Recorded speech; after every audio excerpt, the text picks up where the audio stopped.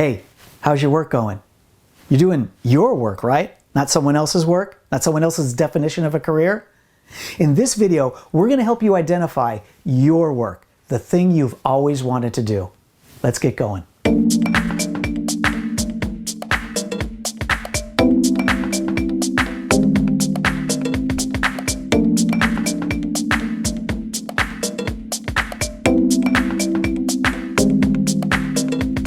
Hi, I'm Paul Peugeot with Whole Worker, and I've been training professionals like yourself in career development skills for the past 20 years. Hey, give this video a like right now, and when you do, subscribe to my channel and ring that bell so that you get notifications every time I post a new video. Now, stick with me to the end because I've got a free download for you that's going to take your career development skills to the next level. Now, let's identify your work. This is the second stage of a 6-stage process we call transformational career change. The stages are reflect, identify, liberate, envision, design, and engage. So this is the second stage of that process. If you missed the first stage video, reflect, you can find it here in the card above me. But let's talk about identifying what your work really is. Okay, so let's get into the second stage of our 6-stage process, identifying the work we were designed to do, the work we really want to do. So there's 2 steps to this process. Once again, we're doing inner work, so we're going to ask ourselves some questions, some self-assessment questions. In addition to asking ourselves some questions, we are going to assess our work environment. What kind of work do we really like to do? What kind of work environment do we like to be in? Between those 2 components, we will begin to identify the work that we really want to do. Make sense? All right, now, as always, we want to give ourselves time to do this. This doesn't happen overnight. We want to think about these things, let them ruminate in our minds. We want to sleep on them, so to speak. We want to get offline and let some of the answers just kind of bubble up in us. Don't expect to get answers right away to all the questions you're going to ask yourself. So that's what we're doing in this identifying phase of our process. In this stage of the process, what we want to do is create a series of lists that we're going to try to discern a theme in.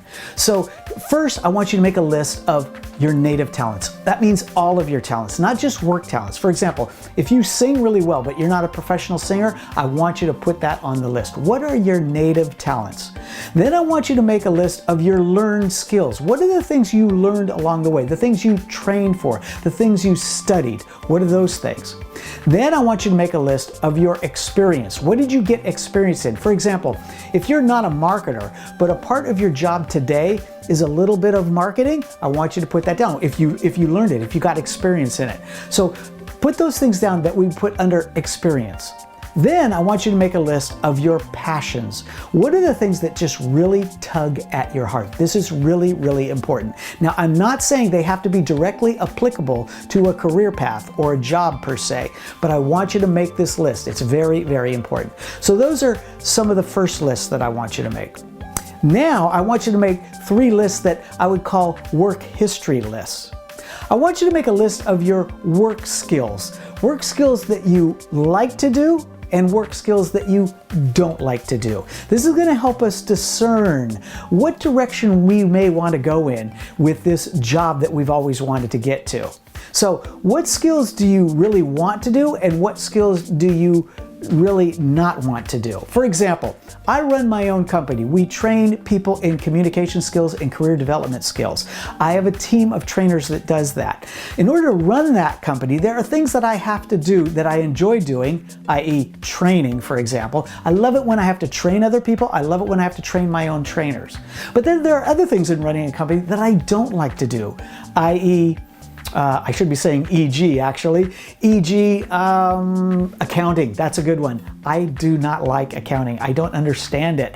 So I give that to accountants to do. So those are skills that I don't like to do. Now I've had to learn how to do some accounting along the way, but those are skills that I don't like to do. So I want to create 2 lists of skills. Skills that I like to exercise and skills that I don't like to exercise. Okay?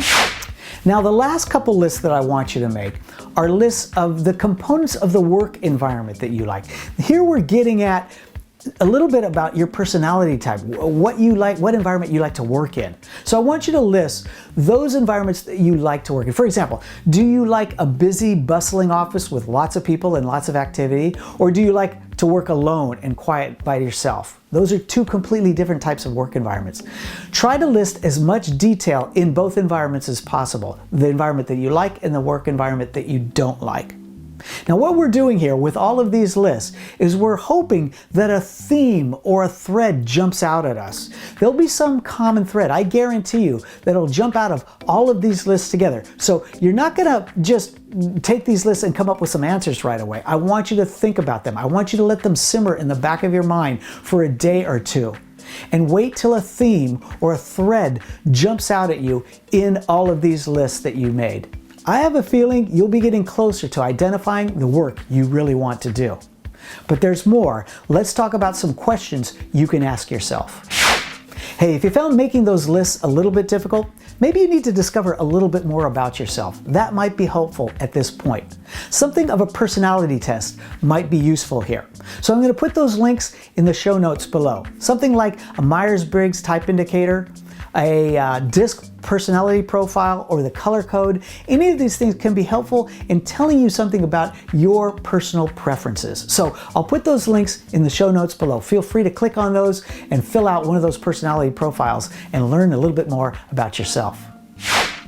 Okay, now the second part of identifying the work we really want to do is just asking ourselves some basic questions, like, what is it that you really want to do? Some of us know what that is right away. You've come to this video knowing the work you really want to do.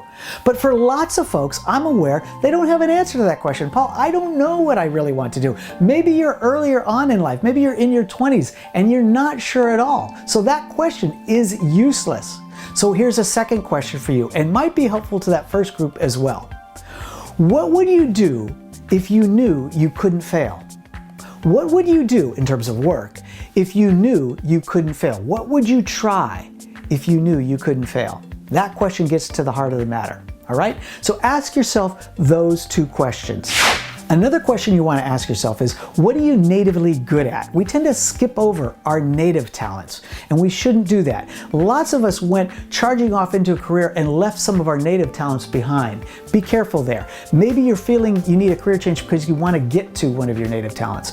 They were given to you as an expression of yourself, and maybe you can express them in the marketplace, i.e., maybe you can make some money at it at the same time. So run through that question as well.